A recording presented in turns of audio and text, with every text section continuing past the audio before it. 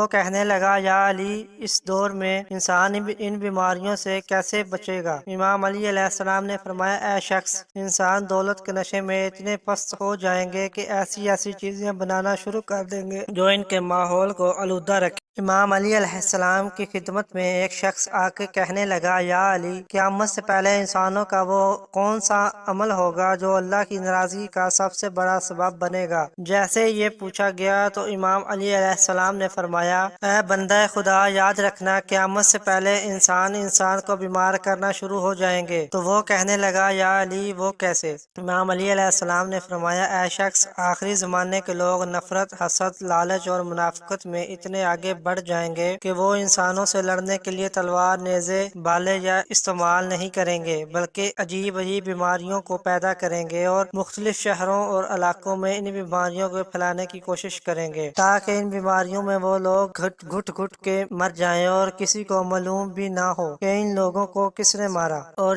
یہی وہ عمل ہوگا جو اللہ کے نزدیک سب سے زیادہ ناراضگی کا سبب بنے گا۔ وہ کہنے لگا یا علی، اس دور میں انسان ان بیماریوں سے کیسے بچے گا؟ امام علی علیہ السلام نے فرمایا اے شخص، انسان دولت کے نشے میں اتنے پست ہو جائیں گے کہ ایسی ایسی چیزیں بنانا شروع کر دیں گے جو ان کے ماحول کو آلودہ رکھے گی۔ اگر اس دور کے لوگ صفائی کو مقدم رکھیں اور ایسی جگہ پر رہنا شروع کر دیں جہاں زیادہ درخت ہوں اور مٹی کے برتن میں پانی پینا شروع کر دیں، اپنے پانی کو مٹی کے برتن میں رکھنا شروع کر دیں اور رکھا ہوا کھانا کھانا کم کر دیں، تو اللہ انہیں ان بیماریوں سے اپنی پناہ میں رکھے گا۔